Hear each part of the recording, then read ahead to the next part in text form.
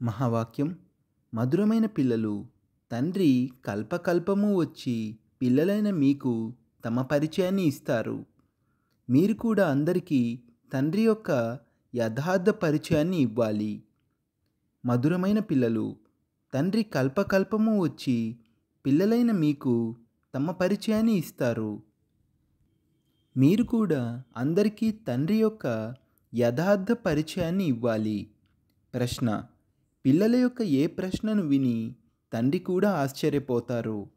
జవాబు: పిల్లలు అంటారు, బాబా, మీ పరిచయాన్ని ఇవ్వడము చాలా కష్టము.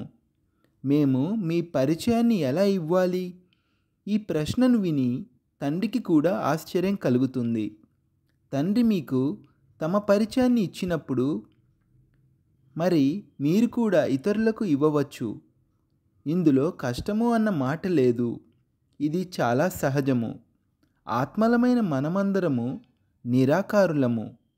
కావున తప్పకుండా ఆత్మల తండ్రి కూడా నిరాకారునిగానే ఉంటారు. ధారణ కొరకు ముఖ్య సారము. మొదటి పాయింట్: ఆత్మనైన నేను అకాల సింహాసనాధికారిని ఈ స్మృతిలో ఉండాలి. హద్దు మరియు అనంతము నుండి అతీతంగా వెళ్ళాలి. అందుకే హద్దులలో బుద్ధిని చిక్కుకోనివ్వకూడదు. రెండో పాయింట్: అనంతమైన తండ్రి నుండి అనంతమైన ఆస్తి లభిస్తుంది. ఈ నశాలో ఉండాలి. కర్మ, అకర్మ, వికర్మల గతిని తెలుసుకొని వికర్మల నుండి రక్షించుకోవాలి.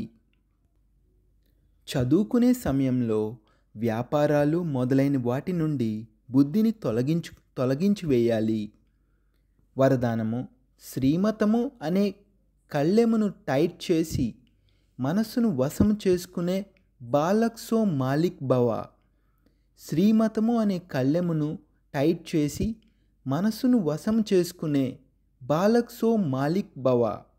వివరణ: ప్రపంచంలోని వారు ఏమంటారంటే, మనసు అనేది గుర్రం వంటిది. అది చాలా వేగంగా పరిగెత్తుతుంది. కానీ మీ మనసు అటు ఇటు పరిగెత్తలేదు. ఎందుకంటే శ్రీమతము అనే కళ్ళెము దృఢంగా ఉంది.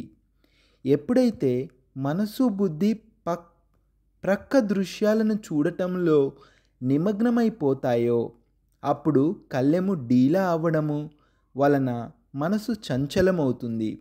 అందుకే ఎప్పుడైనా ఏదైనా విషయం జరిగితే, మనసు చంచలమైతే శ్రీమతం అనే కళ్ళెమును టైట్ చేయండి. అప్పుడు గమ్యానికి చేరుకుంటారు. నేను బాలక్ సో మాలిక్. ఈ స్మృతితో అధికారులుగా అయ్యి మనస్సును మీ వశంలో ఉంచుకోండి. స్లోగన్: ఏదైతే జరుగుతూ ఉందో అది కూడా మంచిది, మరియు ఏదైతే జరగనున్నదో అది ఇంకా మంచిది అని సదా నిశ్చయం ఉన్నట్లయితే అచంచలంగా స్థిరంగా ఉంటారు. ఏదైతే జరుగుతూ ఉందో అది కూడా మంచిది, మరియు ఏదైతే జరగనున్నదో అది ఇంకా మంచిది అని సదా నిశ్చయం ఉన్నట్లయితే అచంచలంగా స్థిరంగా ఉంటారు. ఓం శాంతి.